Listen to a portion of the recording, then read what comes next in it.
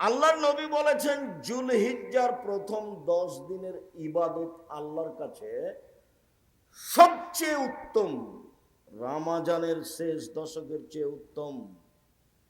বিদ্বানগণ বললেন কিভাবে? মহার জুলহিজ্জার প্রথম 10 দিনের ইবাদত রমজানের শেষ দশকের চেয়ে উত্তম হতে পারে কিভাবে? রমজান মাসের শেষ দশকে একটাই জিনিস আছে, সেইটা কি? সেটা হলো লাইলাতুল কদর। আর জুলহিজ্জার প্রথম দশকে 3টে জিনিস আছে, এই জন্য বেশি দামি। 1 হজ, 2 আরাফা, 3 কুরবানি।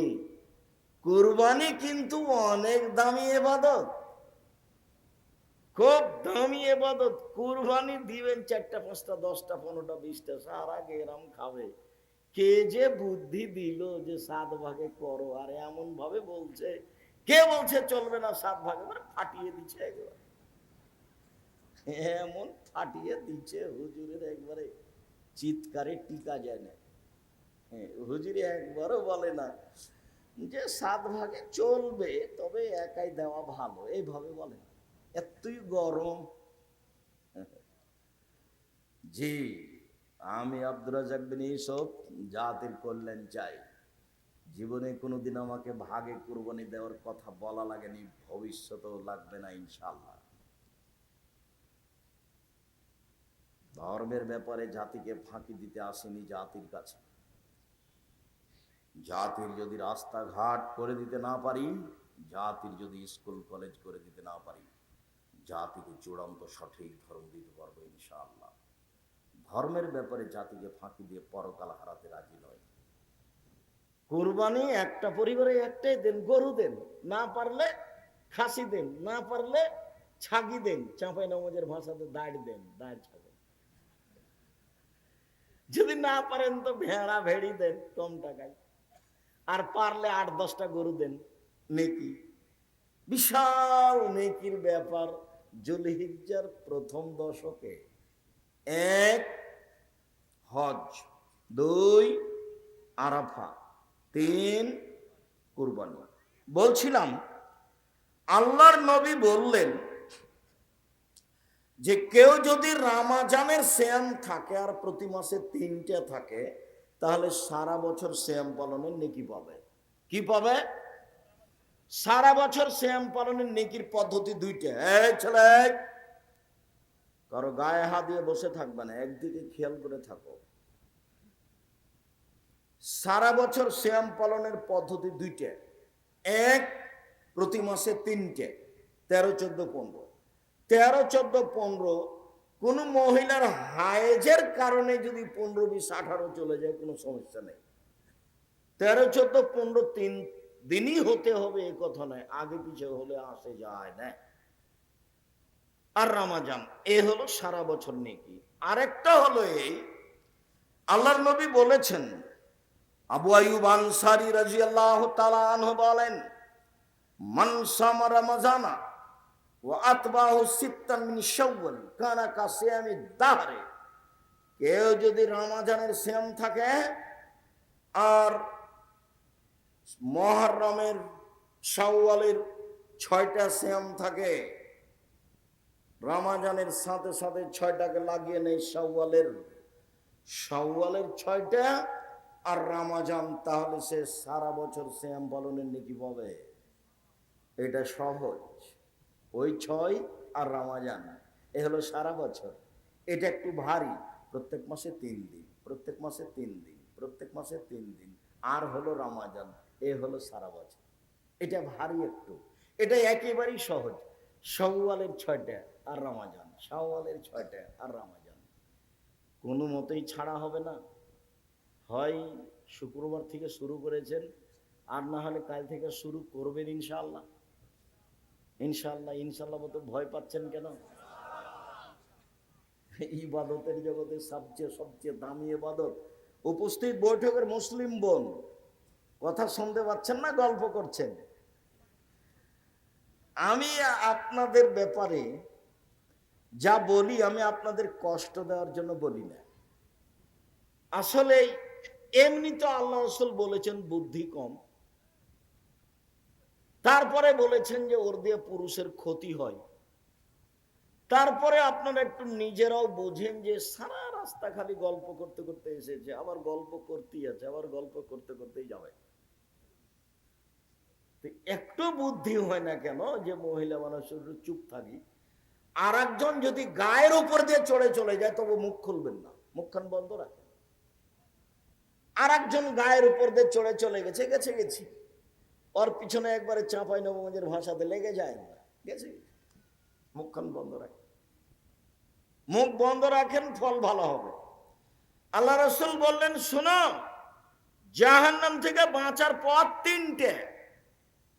এক, মুখখান বন্ধ রাখো, মুখ ব্যবহার করিও না,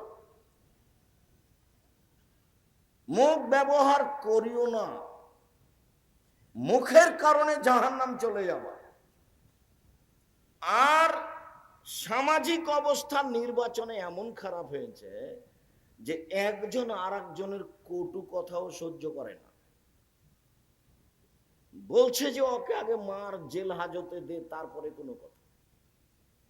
সবাই সবার মতো আছে। আর মাওলানা সাহেবেরা একজন আর একজনকে এমন গালি দিচ্ছে, ওরে লুটিয়ে খেয়ে দিচ্ছে।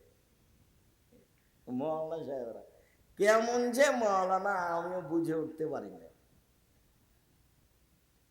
যখন কেউ আমাকে খুব গালি দেয়, দিতে দিতে বন্ধ করে, তখন আমি আবার রিং দিয়ে বলি, ভাইজান হয়তো বা আপনার টাকা শেষ হয়ে গেছে, মনে হয় গালি বাকি আছে,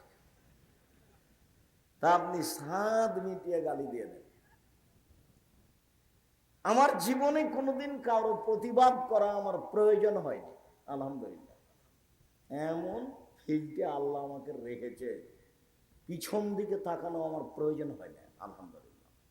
কোনোদিন আমার জীবনে সভাপতি, সেক্রেটারি, গ্রামবাসী, কোনো নেতা, কোনো মাতাব্বর, এমপি, মন্ত্রী, তাকে দেখে বক্তব্য দিতে হবে এরকম আমার জীবনে একটা মিনিটও কাটেনি। আমার একটা ভিতরে কাজ করে, ওকে আমি উঠাইতে পারি আর বসাতে পারি, আলহামদুলিল্লাহ। আমি মানুষের পয়সায় পড়াশোনা করিনি। আমার বাপ হলো ছোট্ট কৃষক মানুষ। আমার বাপ আমার কাছে টাকা পাঠাতেন, সরিষা বিক্রি এত টাকা, কালাই বিক্রি এত টাকা, ধান বিক্রি এত টাকা, রায় বিক্রি এত টাকা, 1000 টাকা পাঠালাম। তো 7-8 দিন যাবত আমার ঘুম হতো না, আমার এইটা নিয়ে চিন্তা হতো। আমার আব্বা 1000 টাকা পাঠাতে অনেক কষ্ট পেয়েছে। ছাত্র জীবন শেষ হওয়ার পরে শিক্ষক জীবনে কোনোদিন আমাকে মানুষকে পয়সার কথা বলা লাগেনি, বেতন আমার বেশি করে দেন এই কথা বলা লাগেনি। আমিও মানুষের অধীনে শিক্ষক থেকেছি অনেকদিন, 18 আর 8 কত হচ্ছে, 26 বছর। 26 বছরে আমি কাউকে কোনোদিন বলিনি আমার বেতন বাড়িয়ে দিতে বা আমার বেতন লাগবে, বেতন আমার লাগবে, এই কথাটা আমার বলার পরিবেশ আসেনি। আল্লাহ আমাকে এমন ভালো রেখেছেন। আরে এখন তো দায়িত্ব পালন করি। জামিয়া সালাফে প্রতি মাসে বেতন লাগে 32 লক্ষ, রামাজান মাসে লাগে 48 লক্ষ, আর কুরবানির মাসে লাগে 48 লক্ষ। জামিয়া সালাফে ছাত্রছাত্রী প্রায় 5000, দুই একটা নয়। জামিয়া সালাফে শিক্ষক শিক্ষিকা 300 জন। তার ইন্ডিয়ান শিক্ষক আছেন, মদিনা বিশ্ববিদ্যালয় থেকে শিক্ষক আছেন, একবারে ডাইরেক্ট সরাসরি মদিনা বিশ্ববিদ্যালয়ের প্রফেসর। এখন আপনাদের জামিয়া সালাফে ডাঙ্গিপাড়ায় আছে। রমজানের কিছুদিন পরে আরো 4-5 জন আসবেন শিক্ষকতা করার জন্য, ইনশাআল্লাহ। সম্মানিত দিনী ভাই বোন, জাতির কাছে এরকম কোনো প্রতিষ্ঠান, আল্লাহর কাছে এরকম কোনো প্রতিষ্ঠান দাবি করিনি যে কারো কাছে মুখাপেক্ষী থাকতে হবে। এইটা চাচ্ছি, তোমার তো রহমতের অভাব নেই, সারা দুনিয়ার মানুষ এখানে আসবে, এটা করে দাও। এটা তুমি পারো না? তুমি তো পারো, ও পারে না করতে? ও আলা করলে শাইন কাদির, সবকিছু করতে পারে। আমার মতো নিঃস্ব মানুষের অবস্থা যদি এরকম করতে পারে, তা তো সবই পারে, আরো সবকিছুই পারে। ও আলা করলে শাইন কাদির, তিনি সর্বশক্তিমান।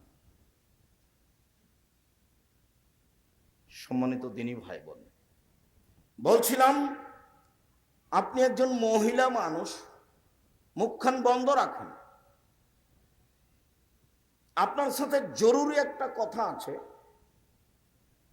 সেইটা আমি বলে নিয়ে একটু আগাই। তো তার আগে আপনাকেও বলি, আপনি কাল থেকে সওয়ালের সিয়াম শুরু করবেন। আর ওই কথা ঠিক নয়, কে নাকি বলেছে, মহিলা বৈঠকে বলেছে, বুবু তোমার হাইজের কারণে যে রোজা ছুটে গেছে বুবু, সেগুলো তুমি আগে করিও, তারপরে সওয়াল করিও। কেন? সওয়াল হলো নফল, আর ছুটে গেছে ওগুলো ফরজ। তো ছুটে গেছে এগুলো ফরজ, তো ওইটা তো আল্লাহ আল্লাহ রাসূল অনুমতি দিয়েছেন, জীবনে কোনোদিন করলেও হবে। 11 মাস পর নেন, 20 মাস পর নেন, 2 বছর পর যদি না করতে পারে আল্লাহ মাফ করে দিবে। তো সওয়ালে ওই সাইডটা ঢুকলো কেন? সওয়ালেরটা আগে করতে হবে, তারপর হাইজের কারণ যেটা ছুটে গেছে সেটা পরে করবে। এটা 6টা আগে হয়ে যাক তারপরে।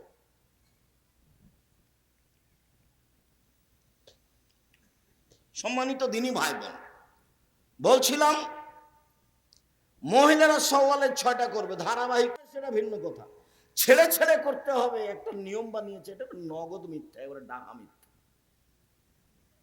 ধারাবাহিক করবে এটাই ভালো, না পারলে করলো একরকম করে, কিন্তু ছেড়ে ছেড়ে করতে হবে এই কথাও মিথ্যে। আগে হাইজেরটা করতে হবে, তারপরে সওয়াল করতে হবে, এই কথাও মিথ্যে। অতএব আপনি মুসলিম বোন, আপনার কাছে এই মুহূর্তে আছি, আপনিও আগামীকাল থেকে বা 2 দিন 1 দিন পর থেকে সওয়াল শুরু করেন। ইবাদতের জগতে সবচেয়ে দামি ইবাদত সিয়াম, নফল সিয়াম পালনে অভ্যাসী হন। বৃহস্পতিবার সোমবার সিয়াম থাকেন, মানুষের রিপোর্ট সাপ্তাহিক আল্লাহর কাছে এই 2 দিনে পেশ করা হয়।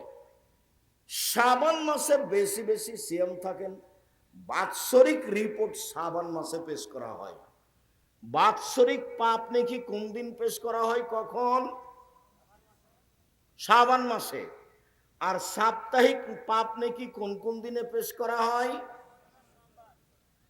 বৃহস্পতিবার ও সোমবার। আল্লাহ নবী বলছেন, তুরাজুল আমাল ইয়ামাল ইসনাল খামিস ওয়ানা উহিব্বু ইরফা আমালি ওয়ানা সায়েম। বৃহস্পতিবার সোমবার মানুষের পাপ নাকি আল্লাহর কাছে পেশ করা হয়। আমার মন চায়, দেখো তুমি আমার রিপোর্টটা দেখো, এই যে দেখো আমি বৃহস্পতিবার সোমবার সিয়াম আছি, আমার রিপোর্টটা তুমি সিয়াম অবস্থায় দেখো। আমি তোমাকে আমার রিপোর্ট কি অবস্থায় দেখাতে চাচ্ছি? সিয়াম অবস্থায়। শাবানের সিয়াম থাকবে 1 থেকে 15 পর্যন্ত, তোমাকে আমি রিপোর্ট দেখাবো সিয়াম অবস্থায় বাৎসরিক। এটা আমার মন চাই। অতএব সম্মানিত দিনী ভাই বোন, মুহররমের 2 দিন সিয়াম থাকুন, আরাফার 1 দিন সিয়াম থাকুন, প্রতি মাসে 3 দিন সিয়াম থাকুন, শাওয়ালের 6টা সিয়াম থাকুন, বৃহস্পতিবার সোমবার সিয়াম থাকুন, আর শাবান মাসে একটানা 15 দিন সিয়াম থাকুন, আর জুলহিজ্জার 1 থেকে নিয়ে 9 পর্যন্ত, 1 থেকে নিয়ে 9 পর্যন্ত একটানা সিয়াম থাকুন। আপাতত সংক্ষিপ্তভাবে সিয়ামের কথা শেষ করলাম। শাওয়ালের সিয়াম পালনের অনুরোধ জানিয়ে চলেন ঈদের দিন। ঈদের দিন সকালে কি করতে হবে? আমি আমার দিনী বোনদের কথাটাকে শেষ করে নিই। বেশি কথা নয়, অল্প। মক্তব চালু করতে হবে দেশ জুড়ে, এ কথাই ঠিক। আমি বাসা থেকে বের হয়ে মসজিদে যাই, পাশে আম গাছের নিচে গাড়ি দাঁড়িয়ে আছে, তো গাড়ির গায়ে লেখা আছে আদ-দাওয়ায়ান আল্লাহ। আমি এটা বুঝতে পারি না, কয়েকদিন দেখলাম গাড়ির গায়ে লেখা আছে আদ-দাওয়ায়ান আল্লাহ। তা আমি এক সময় বলছি, আব্বু গাড়ির গায়ে লেখা আছে আদ-দাওয়ায়ান আল্লাহ, এটা কি? তখন আমাকে বলছে, আব্বু আপনাকে তো প্রায় 30 বছর যাবৎ বক্তব্য দিতে দেখলাম, 30 বছর যাবৎ, 30-32, আর আমিও পৃথিবীর বিভিন্ন দেশ ঘুরলাম। তাতে আমি বুঝলাম যে ইহুদি আর খ্রিস্টান বিদ্যা বেচে খায়, বুদ্ধি বেচে খায়, কলা কৌশল দিয়ে দেশ দখল করে। সারা ভারত বাংলাদেশ পাকিস্তান দখল করেছে, ভালো কিছু নিয়ে চলে গেছে। তো ওরা বিদ্যার বুদ্ধি বিক্রি করে খায়। পদ্মা সেতু বানালো, ওরা হলো ইঞ্জিনিয়ার আর আমরা হলাম কামলা। পদ্মা সেতু বানালো, ওরা হলো ইঞ্জিনিয়ার, আমরা হলাম কামলা। তো ওরা যে ইহুদি খ্রিস্টান বিদ্যার বুদ্ধি বেচে খায়, এইটা জানাবো কিভাবে? এইটা জানানোর জন্য চিন্তা ভাবনা করে সিদ্ধান্ত নিয়েছি, দেশ জুড়ে মক্তব চালু করব। মুসলমানের ছেলে মেয়েকে 100% আকীদা শিখাবো, কোরআন শিখাবো। আকীদা শিখাবো, কোরআন শিখাবো, ইনশাআল্লাহ সারা দেশ জুড়ে মক্তব চালু করব। এই সুবাদেই আমি বই লিখেছি, বই ছাপিয়েছি, সিলেবাস তৈরি করেছি, মক্তব চালু করেছি, মক্তবের ইমামের প্রশিক্ষণ চালু করেছি। আসবে ফ্রি, যাবে ফ্রি, খাবে ফ্রি, বই দেবো ফ্রি, এবং প্রশিক্ষণ নিবে। এই প্রশিক্ষণের মাধ্যমে দেশ জুড়ে মক্তব চালু করবে, আকীদা সংশোধন করবে, ইহুদি কারা খ্রিস্টান কারা, এবং কোরআন মাজিদ পড়তে শিখবে মুসলমানের ছেলে 100%, মিয়া ফিল মিয়া, 100 থেকে 100ই শিখতে হবে। এই লক্ষ্যে দেশ জুড়ে মক্তব চালু করব। তার নাম দিয়েছি আদ-দাওয়া ইলাল্লাহ, মসজিদ ভিত্তিক শিক্ষা কার্যক্রম, মসজিদ ভিত্তিক দাওয়াতি কার্যক্রম। তাই গাড়ির গায়ে লেখা আছে আদ-দাওয়া ইলাল্লাহ। আমি বললাম, আব্বু তোমার পরিকল্পনা সুন্দর, আমরা তোমার এই পরিকল্পনা গ্রহণ করলাম, আল্লাহ তুমি কবুল করো। আল্লাহ নিজের ছেলে মেয়ের জন্য যেমন দোয়া করেন, আব্দুল্লাহর জন্য তেমন দোয়া করবেন, ওদেরকে যেন আল্লাহ দিনের খিদমতের জন্য কবুল করেন। আল্লাহ। সম্মানিত দিনী ভাই বোন, ঈদের দিন, ঈদের দিনের প্রথম কাজ কি? খেয়াল করো এদিকে। ঈদের দিনের প্রথমে 4-5টা কাজ আছে। 1 নাম্বার কাজ হলো ফেতরা বের করা। ঈদের দিনই ফেতরা বের করতে হতো, যা আমাদের এসব মুরব্বী মানুষেরা আজও জানেন, যে আমরাও করেছি, আমার বাপ দাদাকেও দেখেছি ঈদের দিন সকালে ফেতরা বের করতে। ওইটা কিভাবে 15 চলে গেল, 15 রমাজান চলে গেল, 27 রমাজান আরো আগে চলে আসলো, আরো আগে হবে না, নিতান্তই 29 রমাজান বা 30 রমাজান, অন্যথায় ফজর সালাতের পরে ফেতরা বের করতে হবে। আব্দুল্লাহ ইবনে উমর বলেন, ঈদের দিনের প্রথম কাজ, আব্দুল্লাহ ইবনে উমর বলেন, ফারাজা রাসূলুল্লাহ সাল্লাল্লাহু আলাইহি সাল্লাম যাকাতাল ফিতরে সান মিন তামারিন ও সান মিন সাইরিন। আল্লাহর নবী ফিতরার যাকাত ফরজ করেছেন 1 সা খেজুর, 1 সা গম, আলাল আবদুল হুররে, স্বাধীন পুরুষ নারীর উপর, ফকির মিসকিন সবার উপর, ভিক্ষুক ভিক্ষিকা সবার উপরে, আর স্বাধীন পুরুষ নারীর উপর, দাস দাসের উপর, ছোট বড় সবার উপরে। ঈদের মাঠে যাওয়ার পূর্বে যার জন্ম হয়েছে তারও ফিতরা দিতে হবে। যদি ধরে নেওয়া হয় ফজরের আজানের আগে যার জন্ম হয়েছে তারও ফিতরা দিতে হবে, ঠিক আছে। যদি ধরে নেওয়া হয় যে সূর্য ডুবা পর্যন্ত, রমজান শেষ হওয়ার সূর্য ডুবা পর্যন্ত সন্তান জন্ম নিয়েছে, তার ফিতরা দিতে হবে, তো ঠিক আছে। আমরা মনে করি ফজরের আজান পর্যন্ত কোনো ছেলে মেয়ে রাতে জন্ম নিলে তার ফিতরা দিতে হবে, সবাইকেই ফিতরা দিতে হবে। ছোট বড়, শিশু, পুরুষ নারী, দাস দাসী, কাজের মেয়ে, ফকির মিসকিন সবাইকেই ফিতরা দিতে হবে, দিতেই হবে। চাঁপাই নবগঞ্জের ভাষা তো ওকে দিতে হবে, হবে ওর বাপকে দিতে হবে, ফিতরা দিতেই হবে। ফকির হলে ফিরিয়ে দেওয়ার সময় তার চেয়ে বেশি দিয়ে দেওয়া হোক। ও আমারা বেহান তুয়াদ্দা কাবলাল খরুজ ইলা সালাহ কাবলা খরুজুন নাস ইলাল মুসাল্লা। ফিতরা বের করতে হবে ঈদের মাঠে যাওয়ার পূর্বে। এই যে বুখারী মুসলিমের হাদিস, ফিতরা বের করতে হবে কখন? ঈদের মাঠে যাওয়ার পূর্বে আগে যে নিয়ম ছিল সেটাই ঠিক ছিল। আবু সাঈদ খুদরি রাদিয়াল্লাহু তাআলা আনহু বলেন, কুন্না নুখরিজু যাকাতাল ফিতরে, আমরা যাকাতুল ফিতর ফিতরা বের করতাম। সান মিন তামিন, একসা খাদ্য, সান মিন শাইরিন, একসা জব, সান মিন তামারিন, একসা খেজুর, সান মিন তাকিতিন, একসা পনির, সান মিন জাবিবিন, একসা কিশমিশ। প্রথম শব্দ আছে খাদ্য, তার মানে পৃথিবীতে যারা যেখানে যা খায় সেটারই ফিতরা দিবে, খাদ্য শস্য। কেউ যদি মনে করে আটা দিব তো দেখ, তবে ধান দেওয়া ভালো নয়, ধান সরাসরি খাদ্য নয়। আগে কিছু আমাদের গ্রামেও ধান ফিতরা দিত, চাউল গম দেওয়াই তুলনামূলক ভালো। সম্মানিত দিনী ভাই বোন, আবু সাঈদ খুদরি বলেন, কাদেবা মুআবিয়া হাজ্জানা মুতামেরান ফাকাল্লামান নাস আলাল মিম্বারে, আমরা একসা করে ফিতরা দিয়ে আসছিলাম। হঠাৎ করে মুআবিয়া রাদিয়াল্লাহু তাআলা আনহু সিরিয়া থেকে আসলেন, তিনি মিম্বারে উঠে জনগণের সামনে বক্তব্য দিলেন।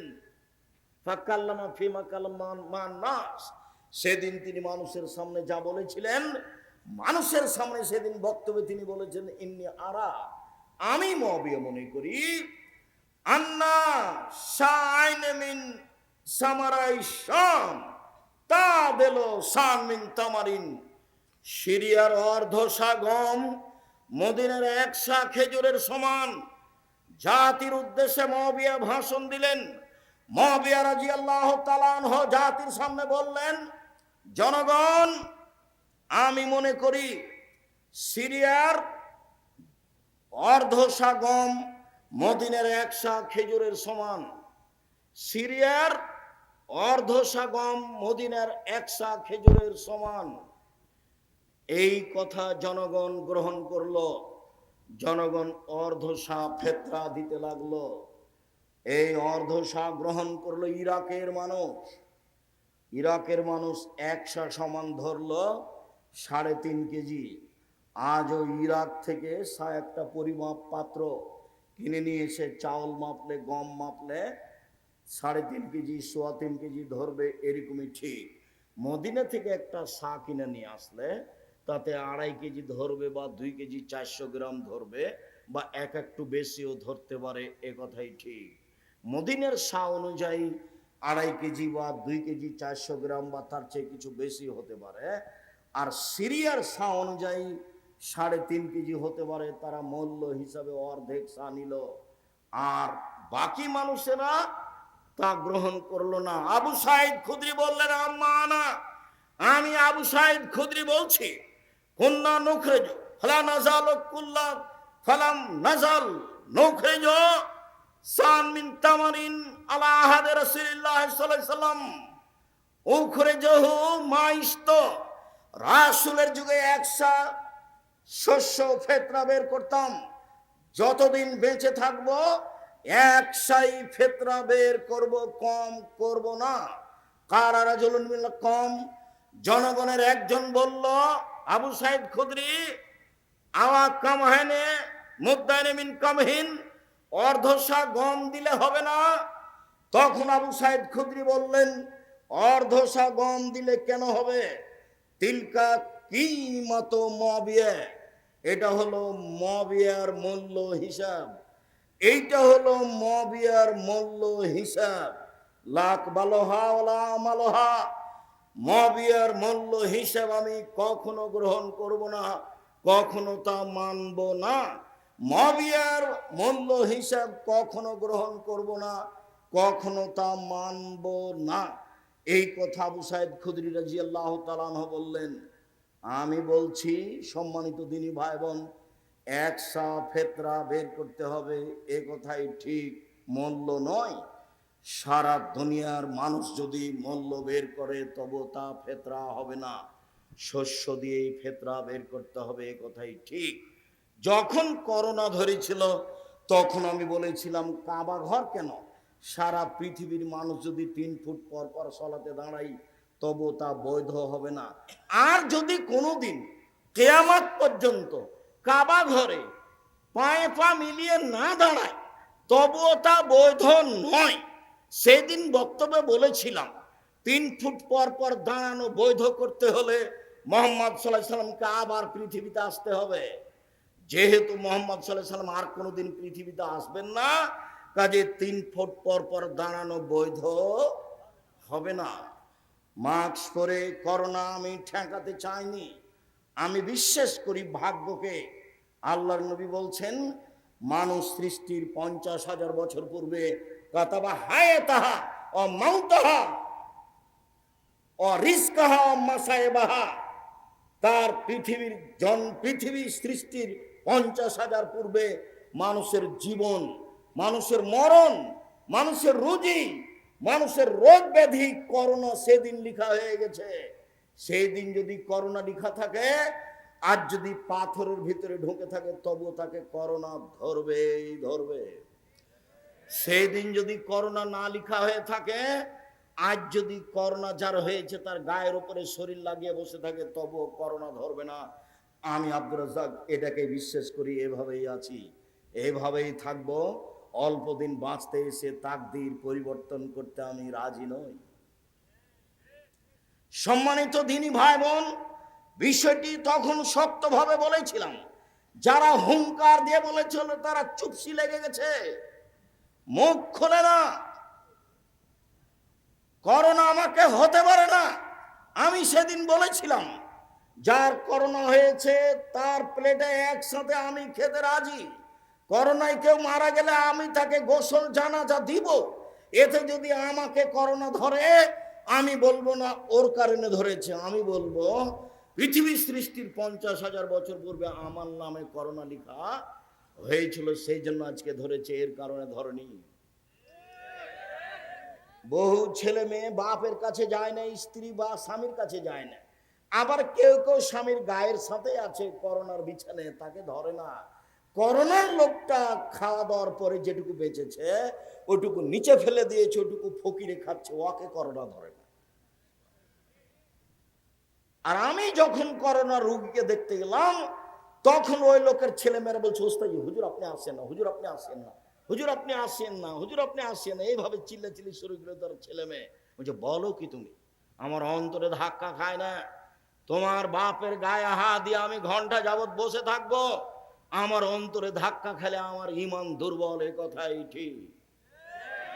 আমার অন্তরে ধাক্কা খাবে না, এ কথাই ঠিক। আমি বলবো না তোমার বাপের কারণে আমার করোনা হয়েছে, আমার করোনা আগেই লেখা ছিল, সেই জন্য হয়েছে।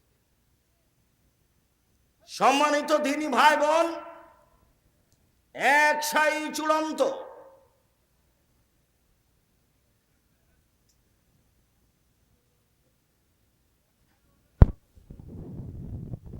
এক সায়ের ওজন 2.5 কেজি, আর না হলে 2 কেজি 400 গ্রাম, বা 2.5 কেজির একটু বেশি। এইখানে কি বলা আছে? 2.5 কেজি বলেছো তোমরা? ঠিক আছে, 2.5 কেজি, 2.5 কেজি, এইটাই ঠিক আছে। তো একটু বেশি হিসাবে কেউ যদি 3 কেজি বলে, তো ওটা যেভাবে আছে সেভাবেই করে, এটাই ওজনের মাপে ঠিক আছে। ওটা তো একটা পাত্র, নিয়ে এসে মাপলে, ইরাকেরটা মাপলে বেশি হয়ে যাবে, আর মদিনার মাপলে কমে যাবে 19-20। সম্মানিত দিনী ভাই বোন, আবার বলে রাখছি, ঈদের দিনের প্রথম কাজ হলো, ঈদের দিনের দ্বিতীয় কাজ গোসল করতে হবে। আলী রাদিয়াল্লাহু তাআলা আনহুকে জিজ্ঞাসা করা হয়েছিল, তিনি বলেছিলেন, সুন্দর উত্তম গোসল করা জুমার দিন, উত্তম গোসল করা আরাফার দিন, উত্তম গোসল করা ঈদুল ফিতরের দিন, উত্তম গোসল করা ঈদুল আজহার দিন। দ্বিতীয় কাজ শেষ হলো। ঈদের দিনের তৃতীয় কাজ, ঈদের দিনের তৃতীয় কাজ, ঈদুল ফিতর হলে খেয়ে বের হতে হবে। বুরায়দা রাদিয়াল্লাহু তাআলা আনহু বলেন, আল্লাহর নবী ঈদুল ফিতরে আগে খেতেন, তারপরে ঈদের মাঠে যেতেন, আর ঈদুল আজহাতে এসে খেতেন। তাহলে ঈদুল ফিতরে খেয়ে যাওয়া সুন্নাত, আর ঈদুল আজহাতে এসে খাওয়া সুন্নাত। এসে গরুর গোশত কলিজা খেতে হবে এইটা জরুরি নয়, আর সোয়া পহার রোজা থাকতে হবে এ কথাও নয়, অর্ধেক দিন রোজা থাকতে হবে এ কথাও নয়। ঈদের দিনের সুন্নাত হচ্ছে সেটা যদি ঈদুল ফিতর হয় তাহলে খেয়ে যাবে, আর যদি ঈদুল আজহা হয় তাহলে এসে খাবে। বোঝা যায় না কথা? যদি ঈদুল আজহা হয় তাহলে এসে খাবে। ঈদুল ফিতরের চতুর্থ জরুরি কাজ, সূর্য ওঠার পরপরই বের হতে হবে। আব্দুল্লাহ ইবনে বুসর বলেন, তিনি বের হলেন কিছু জনগণকে নিয়ে ঈদের মাঠে। ফানকারা ইবতিআন নাস, জনগণের ঈদের সালাত দেরি করে আদায় করাকে তিনি নাকচ করলেন। তিনি বললেন, কাদ ফারাগনা সাআতানা হাজিহি, এই সময় আমরা ঈদের সালাত আদায় করে নিয়েছি। তখন ছিল চাষতের সালাতের সময় 7:30 8টা। দেরি করাকে তিনি নাকচ করলেন। এই ছেলে, খুব মূল্যায়ন করা কথা শুনতে হবে, খুব দাম দিতে হবে। কে বলল ঢাকা ঈদগাহ মাঠে একবার সালাত হবে 9টার সময়, একবার সালাত হবে 10টার সময়, একবার সালাত হবে 11টার সময়? ধর্ম পাগল হয়ে গেছে। धर्म राजशाही चांपाइनगंज हवाई लड्डू दोनों हाथ में लड्डू है, जो चाहे उसको खा ले, जो चाहे उसको छोड़ दे। সূর্য ওঠার পরপরই ঈদের সালাত আদায় করতে হবে, এই কথাই ঠিক। ঈদের সালাত এবং ইস্তিসকার সালাতের সময় একই, সূর্য ওঠার পরে। খুব দেরি করলে না হয় 6:30, না হয় 7টা, এর চেয়ে দেরি করা যেতে পারে না সম্মানিত দিনী ভাই বোন। যার কারণে সেসব লোকেরা, আরবের লোকেরা ফজরের সালাতে যখন বের হয় তখন 3-4টা খেজুর পকেটে নেয়। ফজরের সালাত আদায় করার পরে 4-5টা খেজুর মুখে দিয়ে ঈদের মাঠে চলে যায়, বা মসজিদে হলে সেখানে সালাত আদায় করে চলে আসে। সম্মানিত দিনী ভাই বোন, এক ঈদগাহ মাঠে একাধিকবার সালাত হবে না, তার প্রমাণ এইটা। ঈদের মাঠকে বাসর ঘরের পরিণত করে সাজানো যাবে না, সাজানো নিষেধ, হারাম, এ কথাও ঠিক চলেন যায়। আব্দুল্লাহ ইবনে উমর রাদিয়াল্লাহু তাআলা আনহু বলেন, আল্লাহর নবী ঈদের দিনে বের হতেন মাসিয়ান, পায়ে হেঁটে, ওয়ারজো মাসিয়ান, ফিরে আসতেন পায়ে হেঁটে। পায়ে হেঁটে যাওয়া ভালো, পায়ে হেঁটে আসা ভালো, সাথে সাথে বাহনে চড়ে যাওয়া যায়, আমরা হারাম মনে করি না, তবে পায়ে হেঁটে যাওয়া ভালো, পায়ে হেঁটে আসা ভালো। আনাস রাদিয়াল্লাহু তাআলা আনহু বলেন, কানান নবী সাল্লাল্লাহু আলাইহি ওয়া সাল্লাম ঈদান খালাফাত তরিকা, ঈদের দিন আল্লাহ রাসূল রাস্তা পরিবর্তন করতেন। এক রাস্তায় আসতেন, এক রাস্তায় যেতেন, এটাও সুন্নাত। ঈদের দিনের ধারাবাহিক বাড়ি থেকে সুন্নাত চালু হচ্ছে। এক রাস্তা দিয়ে যাওয়া, আর এক রাস্তা দিয়ে আসা, পায়ে হেঁটে যাওয়া, পায়ে হেঁটে আসা। এরপরে বলা হচ্ছে তুহমাল আনাজাত বাইনা ইয়াদাই নবী সাল্লাল্লাহু আলাইহি ওয়াসাল্লাম ফালাম্মা বালাগাল মুসাল্লা, রাসূলের সামনে দিয়ে একটা ওই সূত্রা, যেটা সালাত শুরু করলে তার আগে খাড়ো করা হয়, সূত্রা নিয়ে যাওয়া হতো। ফায়জা বালগাল মুসাল্লা, ঈদের মাঠে চলে গেলে ফা নসবাত বাইনা ইয়াদাইহি, এই সূত্রাটা গেড়ে দেওয়া হতো। এইটাকে সামনে রেখে তিনি সালাত আদায় করতেন। ওয়াযালিকা ইসাল্লি ফাদান লাইসা ফিহি শাইউন ইসতাতারু বিহি, এই জন্য যে ঈদের মাঠ ফাঁকা থাকতো, কোনো কিছু ঈদের মাঠে থাকতো না যেটা সামনে করে সালাত আদায় করা যাবে। শুনুন, ঈদের মাঠে মেহরাব তৈরি করা নাজায়েজ, ঈদের মাঠে মিম্বার তৈরি করা নাজায়েজ, ঈদের মাঠকে সাজানো হারাম, ঈদের মাঠকে বাসর ঘরে পরিণত করা হারাম। বাঁশ খাটা দিয়ে সাজানো জায়েজ নয়, একেবারেই ফাঁকা থাকবে। নিতান্ত দখলের উদ্দেশ্যে চতুর্দিক প্রাচীর দিয়ে ঘেরতে পারে, দখল হিসাবে, এছাড়া প্রাচীর দেওয়াও ভালো নয়। আল্লাহর নবী মসজিদে নববীর উপর দিয়ে হেঁটে এসে তিনি মাঠে ঈদের সালাত আদায় করতেন। আপনারা খুব ভালোভাবে জানেন, মসজিদ নববীতে 2 রাকাত সালাত আদায় করলে, অন্য মসজিদে 2 রাকাত সালাত আদায় করলে তার চেয়ে 1000 গুণ বেশি নেকি হবে। এরপরেও পৃথিবীর সবচেয়ে দামি মানুষ দামি মসজিদের উপরে পা দিয়ে পায়ে পাড়া দিয়ে হেঁটে চলে গেলেন ফাঁকা জায়গায়। তার মানে ঈদের সালাত ফাঁকা জায়গায় আদায় করতে হবে। এরপরে বাড়ি থেকে বের হওয়ার সময়তে তাকবীর শুরু করতে হবে। ইবনু শিহাব জোহরি বলেন, কানান নাস ইউকাব্বিরুনা ফিল ঈদে হিনামা ইউখরিজুনা মিন মানাজিলিহিম। জনগণ তাকবীর শুরু করতো যখন বাড়ি থেকে বের হতো, তখন তো ঈদুল ফিতরে। বাড়ি থেকে বের হওয়ার সময় বলতো আল্লাহু আকবার, আল্লাহু আকবার, লা ইলাহা ইল্লাল্লাহ, আল্লাহু আকবার, আল্লাহু আকবার, ওয়ালিল্লাহিল হামদ, আল্লাহু আকবার কাবীরা, আলহামদুলিল্লাহ কাসীরা, সুবহানাল্লাহি বুকরাতাও ওয়া আসীলা। এই দোয়া আমি কোনোদিন প্রমাণ করতে পারিনি। অতএব এমনি আল্লাহু আকবার বলতে পারেন, সুবহানাল্লাহ বলতে পারেন, লা ইলাহা ইল্লাল্লাহ বলতে পারেন, আর এটাই খাস তাকবীর।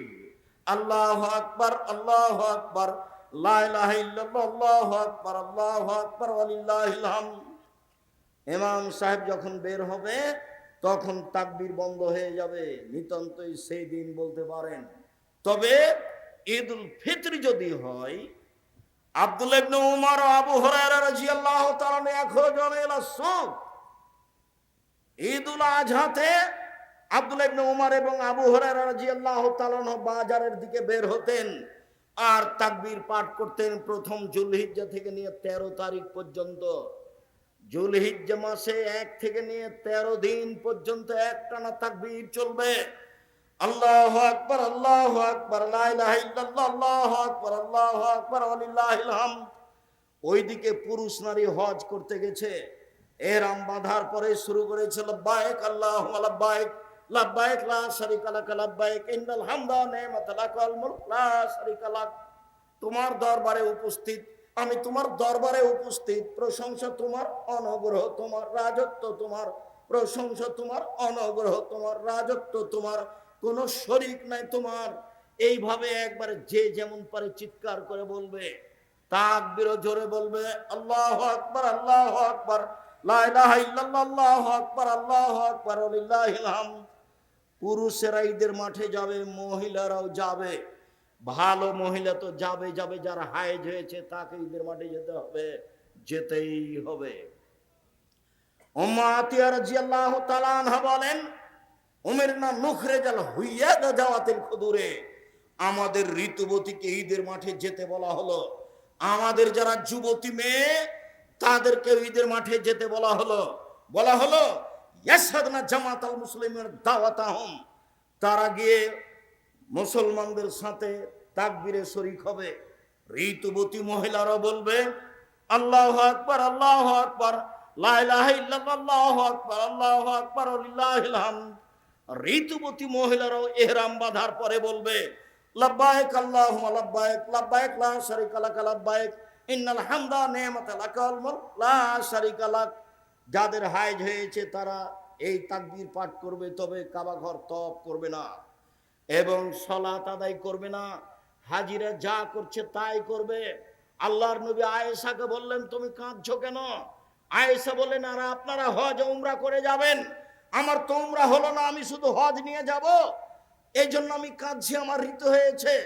তখন আল্লাহ রাসূল বলছেন, চিন্তা করো কেন? হায়েজ তো আদমের মেয়েদের উপরে ফরজ করা হয়েছে, সবারই হবে, তোমারও হয়েছে, তুমি অত চিন্তা করো কেন? ইসলামা ইয়াসনাউল হজ, হাজিরা যা করে সেটাই করো। হাজিরা কোরআন তেলাওয়াত করে, তুমি কোরআন তেলাওয়াত করো।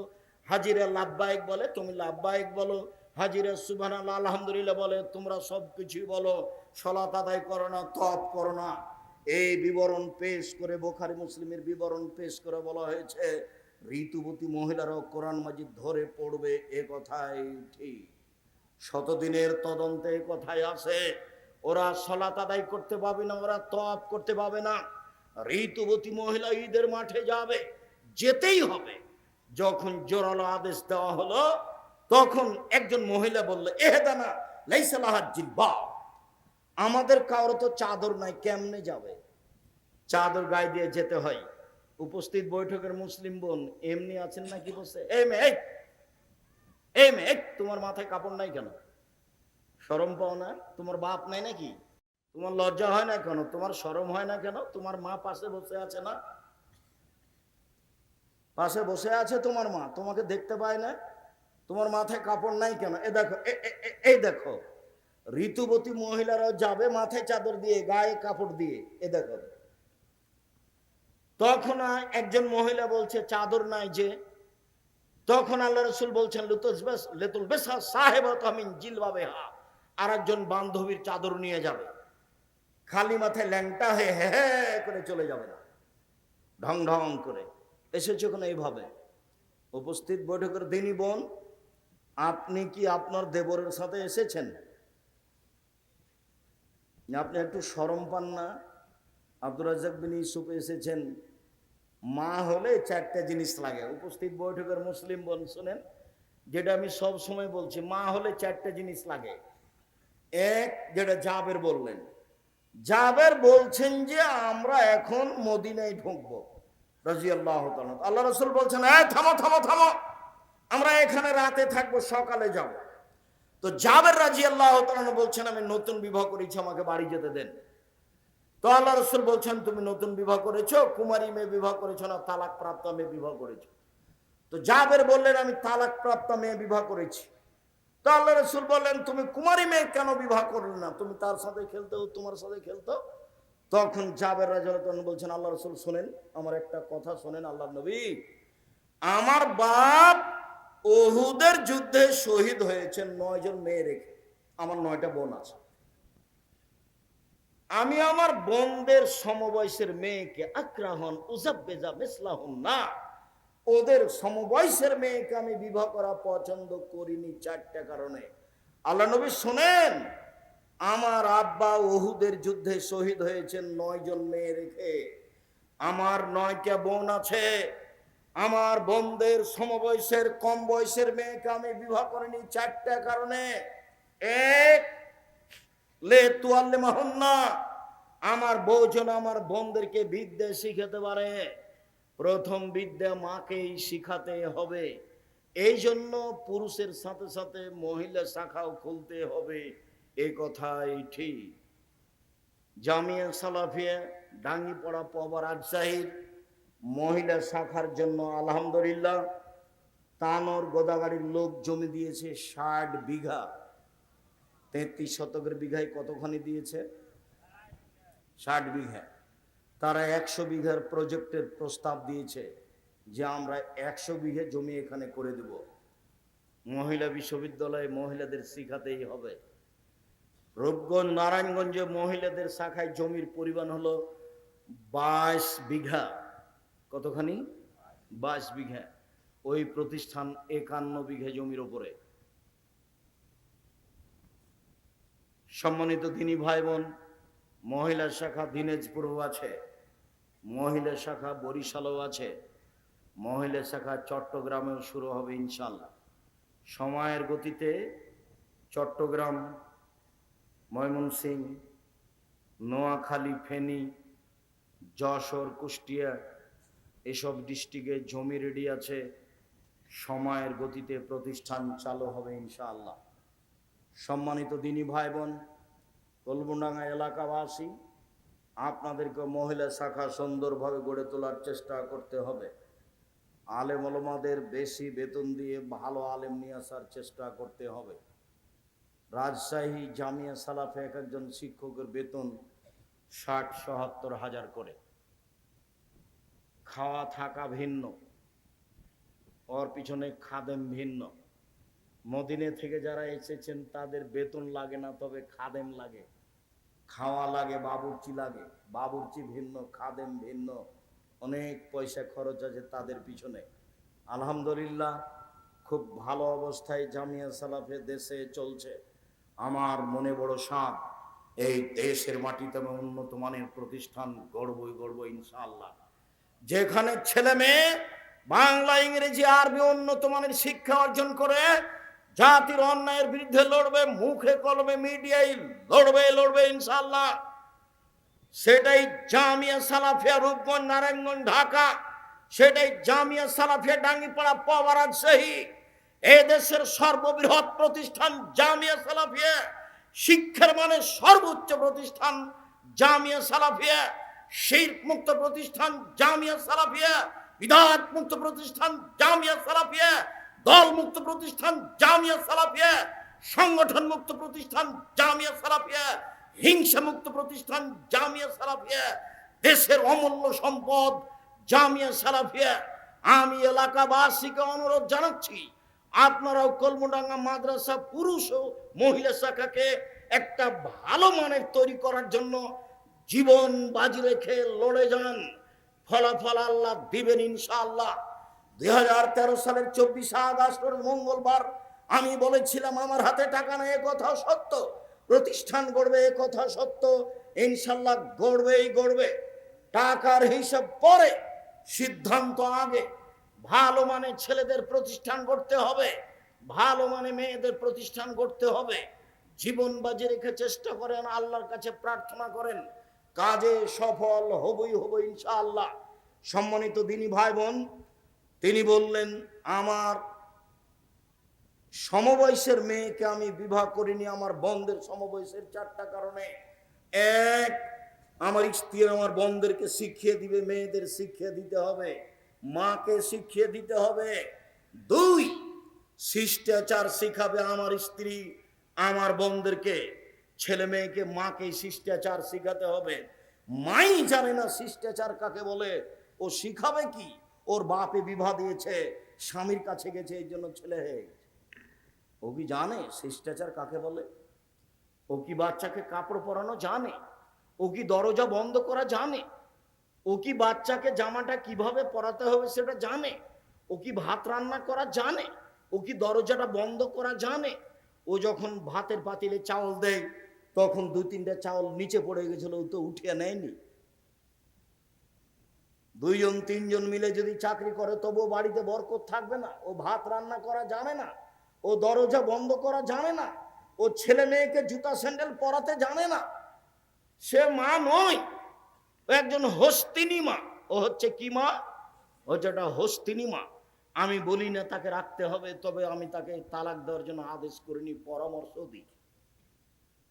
বউ ভালোই নিয়ে আসতে হবে, এ কথাই ঠিক। রাসূল সাল্লাল্লাহু আলাইহি সাল্লাম যখন বললেন 4টে জিনিস আছে যার সুখময় জীবন তার, 4টে জিনিস আছে যার সুখময় জীবন তার, তখন 1 নম্বরে বললেন আল মারাতু সালেহা, ভালো স্ত্রী। 2 নম্বরে বললেন আল জারু সালে, ভালো প্রতিবেশী। 3 নম্বরে বললেন আল মারকাবুল হানি, একটা ভালো গাড়ি। 4 নম্বরে বললেন আল বাইতুল ওয়াসি, থাকার ঘরটা প্রশস্ত।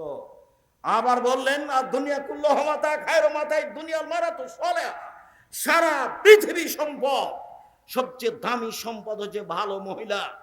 ভালো মহিলাই পৃথিবীতে সবচেয়ে দামি সম্পদ। সম্মানিত দিনী ভাই বোন, আল্লাহর নবী বললেন শোনো, 4টে জিনিস সবচেয়ে দামি, 3টে জিনিস সবচেয়ে দামি। 1, ওই জিবা, যে জিবা সুবহানাল্লাহ আলহামদুলিল্লাহ বলতে পারে। 2, ওই অন্তর যে অল্পতে তুষ্ট হয়। 3, ওই স্ত্রী যে স্বামীকে দিনের উপরে সহযোগিতা করতে পারে, ভালো স্ত্রী। ভালো স্ত্রী হচ্ছে সবচেয়ে দামি সম্পদ, যারা রাসূল সাল্লাল্লাহু আলাইহি ওয়াসাল্লাম বললেন। আল্লাহ নবী বললেন খায়রুন নিসায়ে, মহিলাদের মধ্যে সবচেয়ে ভালো মহিলা হচ্ছে ওই স্বামী আদেশ করলে পালন করে, স্বামীর সাথে কথা বললে হাসি মুখে বলে, স্বামী বাড়িতে না থাকলে নিজেকে হেফাজতে রাখে, কারোর সাথে মোবাইলে কথা বলে না, দেবর ভাসুরের সাথে গল্পে জড়িয়ে পড়ে না। এই হলো সবচেয়ে ভালো নারী। আল্লাহর নবী বললেন সবচেয়ে ভালো মহিলা যে স্বামীর সাথে কথা বললে হাসি মুখে বলে, স্বামী আদেশ করলে পালন করে। দিন রাত খালি ঝগড়া। আব্দুর রহিম সাহেব, আপনি না হয় বলছেন আমার স্বামীর মুখখানি এতই খারাপ, এতই খারাপ, চাঁপাইনবাবগঞ্জের ভাষার মুখখানি একবারে মনে হচ্ছে করে ঘিনঘিনা মুখ, এভাবে গালি দেয় যার আমি সহ্যই করতে পারি না। তাই আমাকে যখন বলে 1 গ্লাস পানি দে, তো তখন 1 গ্লাস পানি নিজে এইভাবে রেখে দিই ফেকুস করে, যে আমি উল্টা ঘুরে দাঁড়াই, ওকে আমি সহ্যই করি না। আপনি মেনে নেন, তিতা লাগুক আর মিঠা লাগুক, নইলে সংসার বাদ দেন। এইভাবে ঝুলন্ত থাকা হবে। আর আপনাকে আমি দিন রাত বলে আসছি, স্ত্রীকে গালি দিতে হয় না, কটু কথা বলতে হয় না, মারতে হয় না, মন্দ কথা বলতে হয় না।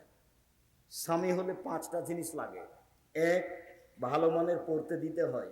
2 ভালো মানের খেতে দিতে হয়, 3 কটু কথা বলতে হয় না, 4 মুখের উপরে মারতে হয় না, 5 এখানে সেখানে শ্বশুর বাড়ি খালার বাড়ি যেতে দিতে হয় না,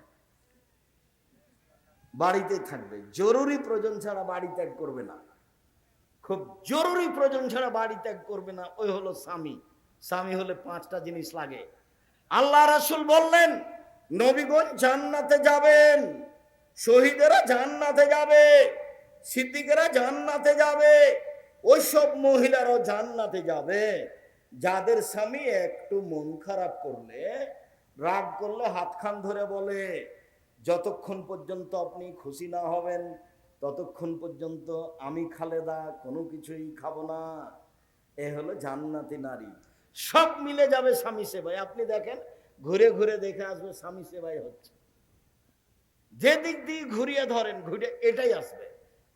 যখন আল্লাহ নবী বললেন যে মহিলারা তোমরা দান করো, অধিকাংশ নারী হচ্ছে জাহান্নামী, অধিকাংশ নারী হচ্ছে জাহান্নামী, তো মদিনার নারীরা কথা বলতে পারেন, বললেন কেন? তখন আল্লাহ রসুল বললেন স্বামীকে মানে না যে এই জন্য, বলে স্বামীকে মানে না যে এই জন্য, মেনেই চলতে হবে। আর আপনি মুখখানকে একটু ভালো করবেন, খারাপ করিয়েন না। গালি দিয়ে কি হয়? একটু পরে তো তারই হাতে রুটি বানানো খাওয়া লাগে, তারই হাতে রান্না করা খাওয়া লাগে, তাকে গালি দেন কেন? হ্যাঁ, আর এই সব চাঁপাই নবগঞ্জের স্বভাব কেন? লাঠি নিয়ে মারতে যান কেন? গরুর চারিতে নাইন দিয়ে পানি না দিলে মন খারাপ হয়, ঘর বাড়ি ঝাড়ু না দিলে মন খারাপ হয়, পোয়াল না শুকালে মন খারাপ হয়, সব সময় খালি উষ্টা লেগে থাকলে হবে? সব সময় বইয়ের উপরে মন খারাপ করে? উর্দু ভাষী হলে, আরবি মানুষ হলে বুঝতে পারতেন কাজ করতে বলা কেমন ঠেলা। খালি আপনি ওই পাকিস্তানি উর্দু ভাষী মহিলা বিবাহ করে দেখেন, খালি কাজ করতে বলেন যে একটু কাপড়টা পরিষ্কার করে দাও, তো বলো কে আমায় মেরে দাসী আইও মাদে আইও নাকি? আমি কি তোমার দাসী নাকি আমাকে কাজ করতে বলছো? মানে বাংলাদেশি চাঁপাইনবাবগঞ্জের আপনার এই সাপাহারের মেয়ে, সেই জন্য সবই করে দেয়, তবু মারতে যান। ভাত রান্না করে দেয়, বাড়ি পরিষ্কার করে দেয়, গোয়াল পরিষ্কার করে দেয়, নোন্দা ঘোঁটা বানিয়ে দেয়, তবু মারতে যান। পোয়াল শুকিয়ে দেয়, সব কিছু করে দেয়, তবু মারতে যান কেন? শরম হয় না কেন? হায়া হয় না কেন? খবরদার কখনো মারবেন না। চলেন এবার মাঠে চলে যাই। ঈদের সলাত, ঈদের সলাত এর পূর্বে কোনো কিছু হবে না, কোনো বক্তব্য হবে না, কোনো তাকবীর বলতে বলা হবে না, কোনো কিছু হবে না। ঈদের মাঠে প্রথম হবে সলাত। ঈদের মাঠে প্রথম কি হবে? সলাত। এরপরে ইমাম দাঁড়িয়ে বক্তব্য দিবেন। খুতবা একটাই হবে, দুইটা নয়। খুতবা একটাই হবে, দুইটা নয়। মোটামুটি ঈদের সলাত শেষ করলাম। শেষে সবাই মিলে হাত তুলে দোয়া হবে না, হাত তুলে দোয়া করা ব্যক্তিগত ব্যাপার। বক্তব্য যখন শেষ হবে, সুবহানাকা ওয়া বিহামদিকা আশহাদু আল্লা ইলাহা ইল্লা আনতা আস্তাগফিরুকা ওয়া আতুবু ইলাইক বলে বক্তব্য শেষ করে বাড়ি চলে যেতে হবে। মহিলাদেরকে ঈদের মাঠে যেতে হবে, নিয়ে যেতে হবে, বাধ্য যেতেই হবে যে কোনো মূল্যে। ভালো মহিলা তো ঈদের মাঠে যাবেই, যাদের হাইজ ঋতু হয়েছে তাদেরকে নিয়ে যেতে হবে। আব্দুর রাজ্জাক সাহেব, আমাদের ঈদের মাঠে মহিলাদের ব্যবস্থা নেই, এই জন্য আমাদের মসজিদে মহিলা ইমামতি পড়ে নেওয়া হয়। এখন পুরুষ ইমামতিতে পড়ে নেওয়া হয়, এগুলো একটাও চলবে না, সবই বেদাত। মহিলাদের ইমামতিতে চলবে না, পুরুষের একজন ইমামতি দিয়ে কোনো একটা দুর্ঘটনা তো হতে পারে, সেটা নিয়মিত হবে, এটা কথা হলো? সেটা নিয়মিত হবে কেন? সম্মানিত দিনী ভাই বোন, আমি আজকের আলোচনার শেষের দিকে চলে আসলাম। তোমার অনেকগুলো জিজ্ঞাসা নাকি?